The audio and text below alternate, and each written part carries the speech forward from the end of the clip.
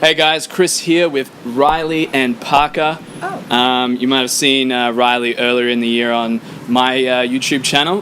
He's got a YouTube channel of his own. Actually, we're posting this video on both channels. So if you're watching on Riley's channel, hey, how you going? Hello. Hey guys, what's up again? It's my ugly face again. This guy and this guy, they're a lot prettier than me, but yeah. So both of you guys are in the business of fulfillment by Amazon, which is like a popular method of making money out here. It's a good lifestyle business too, right? So like tell us a little bit about your lifestyle now. You were in Saigon last time I heard, and now you're in Chiang Mai. Well, yeah, it's been 22 months, we were just talking about, since we quit our jobs and moved to Chiang Mai, Thailand. That's where we are now, people. We're at this beautiful cafe. So if you guys don't know, oh my God, there's Parker. What's up, guys? Yeah. Kind of hidden in the background of Yeah, he's the mastermind of my whole entire life. He's basically telling me what to do every single day, when to get up in the morning, what to eat, how to wipe my ass.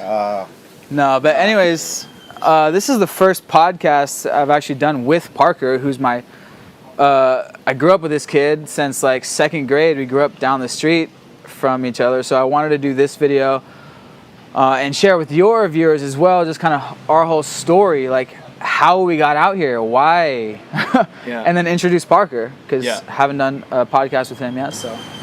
Yeah, Parker's a bit more behind the scenes. It's actually the first time I'm meeting Parker is today. Yeah, it's great. But obviously you talk about, your business partner so often. Yeah, it's good to finally meet you. Sure. Yeah. Watching your videos. Thanks for having us on, man. Thanks. Yeah, pleasure. Okay, but you guys, you weren't always, living the life, as you call it, out here in Chiang Mai, Saigon, Philippines. You started, it was only a few short years ago, right, that you were back in the US and working, I guess, normal jobs, and then just saved up a bit of money, came out. Yeah, what was the story? Well, I guess it could start out like we were just normal kids, normal frat boys. We were in the same frat together. Okay, go even back further. We went to elementary school together, middle school, high school, and then we went to Wazoo together. And just regular, like any American, Australian kid, just going to college. Graduated, have no idea what you want to do with your life other than just get a job and make money, right? So I graduated, and then Parker was a year behind me, and he did the study abroad, so go from there. Yeah, so pretty much about senior year of college, for my last college credits, I had an opportunity to go study hospitality business management up in Bangkok, Phuket, and Malaysia for 6 weeks. Yeah. So I had never been outside the U.S. except for maybe Mexico and Canada. I didn't really have an understanding about the outside world, I guess. Right. So landed in Bangkok, and I was like, oh my God, this is crazy. Like right when I got off in the taxi, I was like, this world exists. Like this is amazing. Spent 6 weeks studying. It was mostly just going to hotels, things like that, around Phuket, Malaysia, and Bangkok. And then I was like talking to Riley and a couple of my other friends. I was like, you guys have to get out here. Like you have to see this. And I think you guys were planning a trip anyways to go somewhere abroad. We were going to go to Tokyo. Yeah, we're gonna take a big trip. Yeah, so I basically begged them to come and visit me in Phuket right around the 4th of July. Like I said in our podcast. Yeah, I'm talking about this. Like he called us every day. He's like, you guys, like, oh God, this is so awesome. I remember you Skyped us and you were in your classroom. Like, you're just like, yeah, this is just a joke. We just have fun out here. Oh yeah. Probably wouldn't have taken too much convincing, right? Yeah. I mean, I showed them some of the pictures and everything, and they were pretty on board. So I didn't have a return ticket back yet. So I was supposed to be there for 6 weeks, maybe 8 weeks at the most. This turned into like a 3-month trip that they ended up coming at the very end of the trip and visiting and then from there, man, I think we pretty much just fell in love with the culture, fell in love with everything out here, and we're like, damn, we really got to figure out a way to get back here. So that's when we finished the trip, flew back home, and then it was time to get jobs, because at least for me, Riley had been working for a year. Yeah. At least for me, it was time to go. I just had graduated college, so what are you supposed to do? You got to go get a job. Yeah. Unfortunately. So I was kind of, in the hospitality industry since I had just studied that. So I was going to do like restaurants, hotels. Yeah. I started at a restaurant. I lasted about 1 month, and I was like, I cannot do this. Like, the grind, the people is just not for me. The hours. Yeah, the hours. All over the place. So I was like, okay, took a break from that, and then I got a job at a hotel, and that job was actually all right. I got to talk to people every day. I had a good team there with me, and during this time, Riley and I actually got a 1-bedroom, actually a studio apartment, not even a 1-bedroom. It was just a big room with It had so the bedroom door was a sliding wooden curtain, like, you know what I'm saying? So it was like, it was not really a wall between his bedroom, and then I slept on the couch for a year. My famous "I slept on the couch for a year" line. It's true. I swear to God. But yeah, that was the trap house for a year. Yeah, and we had a lot of buddies that would always come over. Man. So from there, it was like, okay, we're working, we have a little bit of money, we have this apartment, what can we do? So we got a big desk, got our computers out, and we're like, okay, we're gonna try to get back to Phuket. And we had this timeline, we had you should see of our apartment. We had these papers, like with calendars, with monthly budgets, with what we needed to get done basically to get back here. And so when we weren't working, we would be grinding and working on getting back here. And that's when I stumbled upon Johnny's book. I was actually searching, okay, how to get back to Thailand, like on Amazon. Wow. And Johnny's book came up, 12 Weeks in Thailand. You were searching on Amazon for how why to would get... you search on Amazon? That's so weird. Wow. It just, randomly. How to get back to Thailand. Something like there was that. going to be a book that was like titled that or something. But it was perfect. It was like 12 weeks in Thailand on the cheap. Yeah. So it worked out perfectly. And then we found his blog. And then we're like, okay, he's making money while he's traveling. Like, this is exactly what we want. Yeah. This is our ideal lifestyle. Yeah, ideal. And during that time, we were like reading Tim Ferriss's 4-Hour Work Week, just grinding to get out here. Yeah. And then, so then we bought the Dropship Lifestyle course. So we bought that. We barely had enough money to buy that. Or at least, we had to split it, and we had to do 3 payments of $199. Man, that's crazy how broke we were. We couldn't even afford that. Jesus. And then we worked on that. That was like summer of 2014 that we got that. Maybe like spring of 2014. Yep. Did that, and then we grinded. We were setting up our stores, calling suppliers. I'll never forget the first time I was calling a supplier. I was so freaking nervous, man. I was like, but why would I be nervous when we're gonna sell this guy's product? I don't know. But I was so nervous, and we were like doing it at the same time. We're like, okay, we're gonna get off work, we're gonna call suppliers. We have to call suppliers now. And then they announced the retreat, like sometime while we were in the course, and we're like, oh, this is perfect. So this is our perfect date that we can get out to Chiang Mai. And from there we bought one-way tickets. It was like $500, and we're like, all right, we gotta buy these tickets, and then we'll for sure be in. Yeah, we were talking about buying the ticket for the longest time. I remember just like telling my parents and telling friends, like, yeah, we're moving out to Thailand. Just you kind of just start to talk about it, and then it eventually, becomes real. Eventually, you feel stupid if you're not doing it after a while. But so thanks to Parker, because he is the first one that bought the ticket. So props to Parker. He bought the ticket, and then I was like, well, I gotta buy mine. And so I bought my ticket, and it was for like October 1st or whatever. The retreat was October 7th, so that was like I say in every single podcast, that retreat was the perfect excuse to set a deadline on the calendar, like 5 months in advance. Like, this is when we're going to quit our jobs, and no matter how much money we have, we're going to go and we're going to meet all these digital nomads, and we're going to freaking figure it out. And so, yeah, got to Chiang Mai. Yeah. And things didn't quite work out the way you wanted it to with dropshipping, right? Yeah, I mean, I would definitely give dropshipping a lot of credit for why we're still here. It didn't work out profit-wise, money-wise, but for the aspect of doing the whole online thing, meeting a ton of online entrepreneurs at the conference that we went to, it was definitely good for that. It was just doing the design, managing ads. We just weren't really making the profit that we needed to stay here at the time, I guess. Okay, so now you guys are involved in the fulfillment by Amazon system.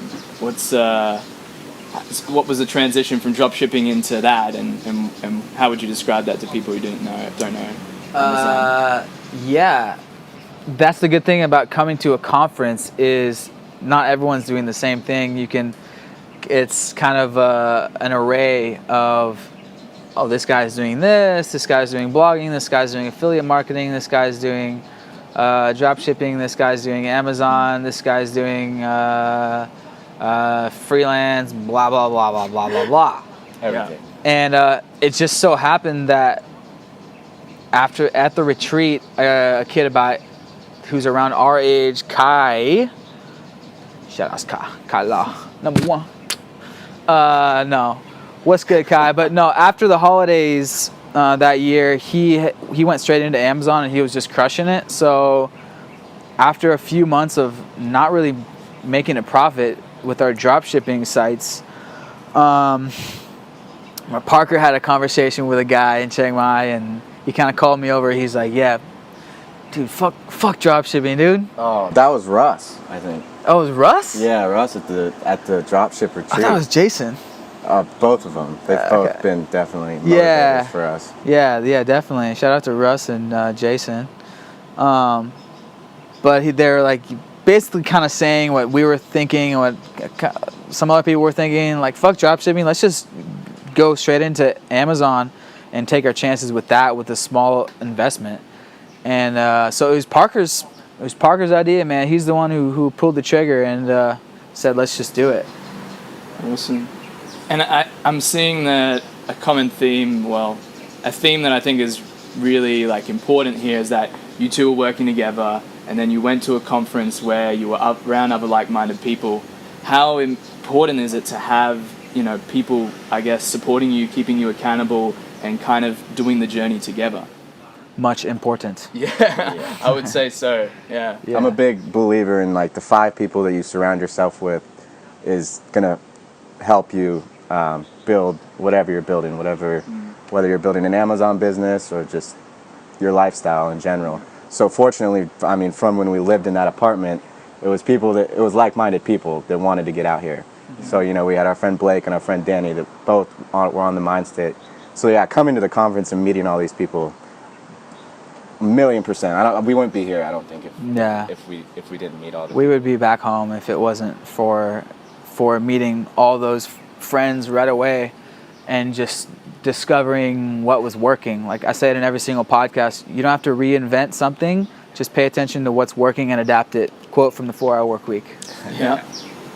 Yes. All right, cool. Well, a question that I like to ask a lot of my interview guests, and especially with entrepreneurs, you guys have to manage risk, you have to make sacrifices. You mentioned staying in that one studio apartment. What's your why? What motivates you? What makes you want to take the risk, go big or go home? What's your mindset with that? I'll let Parker go first on that one. Yeah, I guess I've always had the entrepreneur mind state. And I would say my main thing is time freedom. I love being able to do what I want, when I want, and getting my work done when I want to get my work done, I've never liked to wake up by an alarm clock, and I have to say that is one of the best things. Riley's the same way. Yeah. That is one of the best things about being here. Time and location freedom. I mean, we get to live in this beautiful place. You know, we get to travel to many different countries. So those would probably be my 2 top reasons. Yeah, absolutely. Obviously, time and location freedom. And I'm going to get a little bit more philosophical with it. Like, I think I was born like an adventurous person. I said on your podcast, I wanted to be an astronaut and an archaeologist when I was a kid. So I wanted to be like freaking Buzz Lightyear and Indiana Jones. So I think it's like the exploratory gene or whatever is in my DNA. But I literally think I'm a half philosophy minor, you can call me, and like a Joe Rogan, Terrence McKenna philosopher. Like, I think in the age of flying buses and magical Harry Potter internet, I think I actually feel it's my obligation to see the planet that I was born on that shouldn't even exist in the first place. So I think I see traveling the world as like a duty. Yeah. Almost. So I'm taking it to the 4-hour work week biblical level. Like, I think as a human being living in this age where we actually can go across the ocean, 99.99% of the humans that lived on this earth before us could never even go across the ocean. Like, they don't even know what the other side of the world looks like. So I'm just like, my humble spiritual self, we live in this beautiful age that you can travel the world. So I'm just gonna, as a human being, see the world simply because you can. So yeah, see the world. That's one of my biggest motivations is seeing all these digital nomad travelers, having a job that allows you to travel for an extended period of time, not just go and visit Tahiti, once every Christmas or whatever, but like a lifestyle of extended travel and really, really get the most out of your life. Like, see the most of the globe you possibly can before you die. That's my spiritual answer. Yeah. Cheer. I agree. Wow. Deep, guys. Deep. It's deep. It's deep in a rap. Okay. Well, I think you guys sell it well. For the people that don't understand fulfillment by Amazon, how does it work, and how would you suggest people get started, even in the business you guys are in or in any online business? What's your tips for people wanting to sort of get where you guys are? Yeah, what does it take to do Amazon? So Amazon overview of it is, as opposed to drop shipping, you buy all your inventory up front. So you go to Alibaba.com and you buy a bunch of shit for cheap in China, put simply, and they deliver it to Amazon's warehouse in America. Amazon holds it and ships out the orders. So you own the product before it's selling, as opposed to drop shipping, as it's referred to in this community, is you don't own the product, you're just selling like another brand stuff on the website. Once a customer orders it, they'll pay you the money, then you buy it wholesale. That's selling kind of more expensive or $200 plus stuff. The Amazon method is selling like $20 to $50 items. But the thing with buying all the inventory ahead of time is you have to have that investment. So put simply, it's something that you guys can do. It's something that anyone can do if they have the money to do it. If you only have $1,000 in your bank account, you probably can't do it. You gotta save up. If you have 5 or 10 grand to invest on the side, then it's definitely something that you could do. What do you think? Yeah, I would definitely recommend having 5 to 10 grand. As an investment for the business. Right. Like on the side. Not in your bank account. Like on the side. Yeah.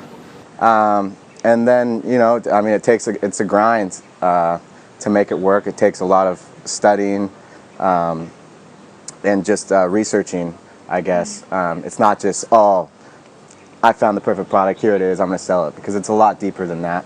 There's a lot of stuff that you kind of have to know.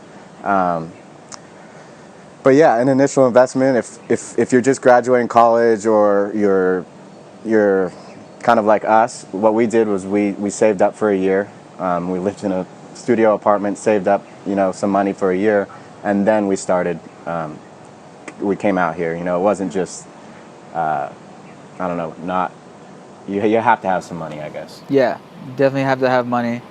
And what you want to do with Amazon, just to kind of go over a brief overview of the process, is you're kind of reverse engineering how to pick your products. So it starts with going on Amazon, going to the bestseller page, and going through all the categories and the subcategories, and making a huge list of like 50 different product opportunities that fit the criteria. There's lots of criteria: being, smaller than a shoebox, being not too heavy, being in the $20 to $50 range.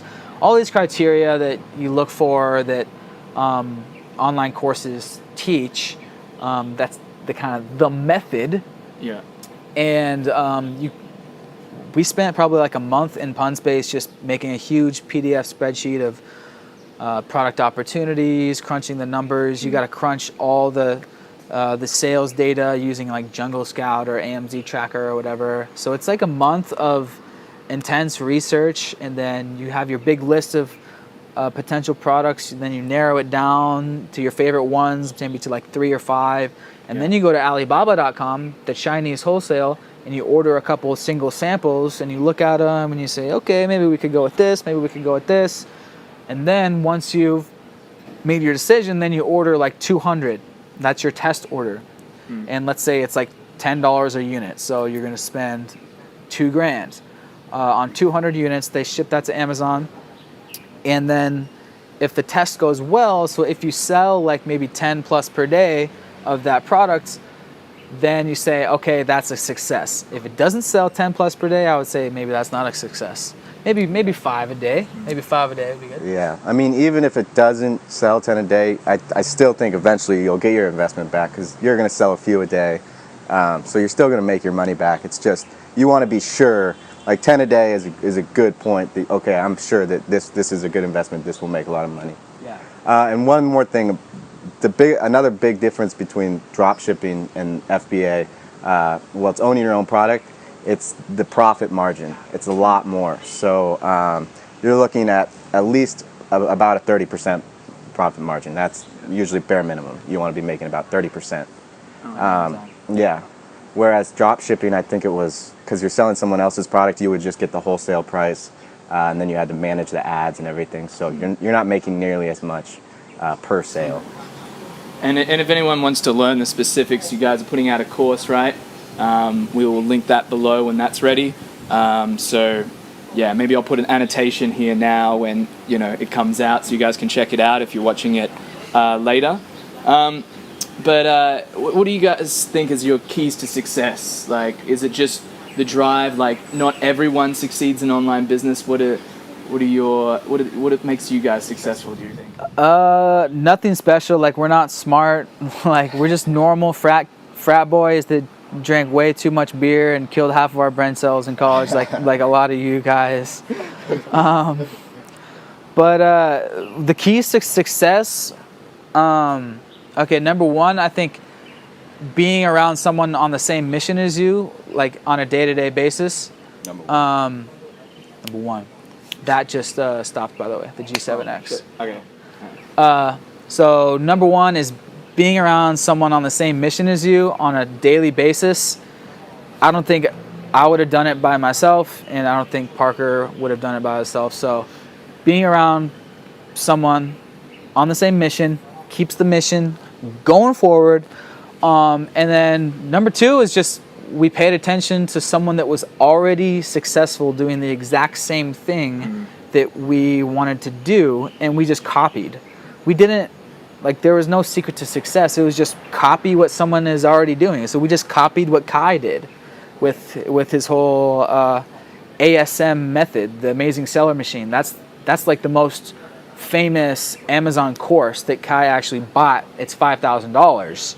Wow. He actually bought that, and we just kind of mooched off of Kai through that, and kind of just learned from his successful product. And I just kind of texted him on a daily basis, asking him little questions, and it's not that complicated, but it's pivotal to have someone that's kind of overseeing it, that has done it before, because there's so many little mistakes that you can make, and we still made them. Like, with our launch with our friend that we just did, like we still made little mistakes, and so it's absolutely imperative that you have someone that's done it, that's ahead of you, that's still doing it, to kind of oversee and make sure you avoid as many mistakes as possible. And I have people that message me through my videos every single day asking, how do I do Amazon? How do I do this? That's been for about 6 months now, getting questions. So it's about time that I make a course. Yeah. So that's the reason that we're doing the course. It's just about time. But yeah, just having someone on the same mission, and then just paying attention to someone that is doing exactly what you want to do, just copying them. That's the key to success. Just copy and pay attention. I think that's huge, and that's great advice, and I think that's why so many of the people that have come out of the retreat that you guys went to 2 years ago, a lot of them have been successful. I know a bunch of people that have done that retreat, and I think it's what you're saying. It's that having the like-minded people around, and they're all doing different online businesses and trying things different ways, and it's just amazing to learn from everyone. So if you can somehow get that, I was talking to Riley earlier about how, if we could facilitate that in some way, let us know. But yeah, that is a huge thing. Yeah, so I think that's really important. Any final words as we wrap up?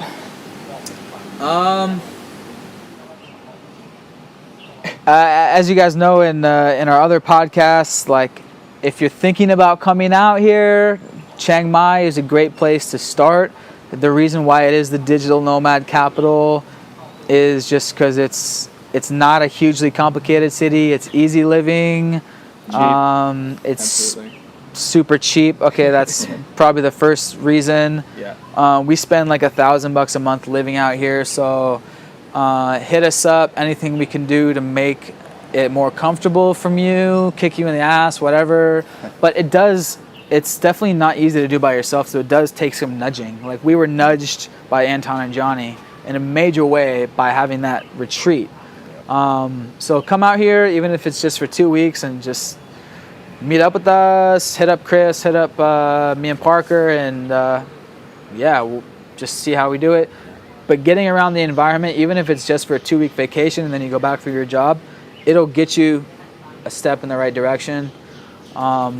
Definitely. So, we also wanted to announce. Yep.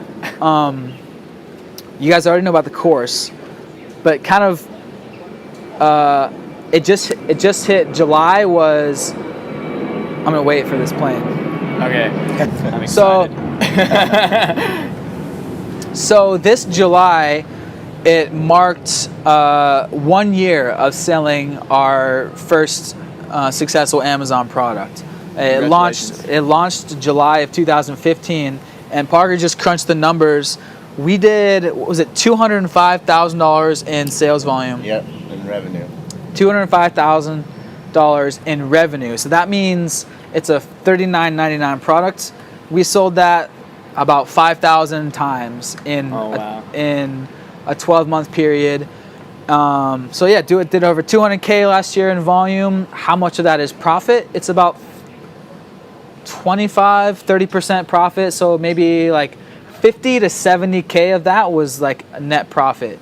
Wow. And that started with a $20,000 initial investment. Yeah. And it's made us living out here. And now the goal is to just keep working at it and double that up. Yeah. Sure. So just one Amazon product has paid for our entire living this entire year. We give ourselves, every month we give ourselves a set allowance of $1,500 each. I wish it could be, lower, and we just launched our second product, just went live like yesterday. Actually our third. Our second one was a dud, all right? So that's because we made an obvious mistake. But that's why we're making the course, so you guys can avoid the same mistake. So we just launched a third one, copying the success of our first one, hoping to double that 200K and make it 400K by next year. And so we can potentially double our salaries, travel more, and just take the savings from our profit and launch another product, until you have 5 to 10 products, until you're doing $1 million in volume a year. Then you can potentially sell your business. So just because you guys are probably wondering this, so we just did like 200K in volume over here. Did that just stop? Yeah. Okay, cool. Yeah. So that's about every month. That's about $4,000 to $5,000 in net profit, our business, and so that's split between two people.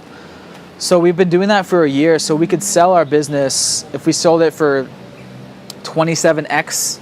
Yeah. Like Johnny just sold his dropshipping store. We could sell that business for like 100K, just in case you guys are wondering. But the goal is to always add new products to your. That's the Amazon method goal. Okay, that's the 3 to 5 year goal, is to keep adding products. Just keep growing it slowly. Build your passive income, and then in 5 years you can sell the business, or you can keep that cash flow to keep following your passions, do your YouTube channel, travel the world, just go do interesting shit, live the 4-hour work week. So yeah, that was our announcement as our numbers for our first year. All right, congratulations. Yeah. Yeah, that's great stuff, guys. If you as the audience want to see more content from Riley, if you're on Riley's channel, obviously just hit the subscribe button below. Go over to his channel, check it out. Dude, by the way, when did your subscribers blow up?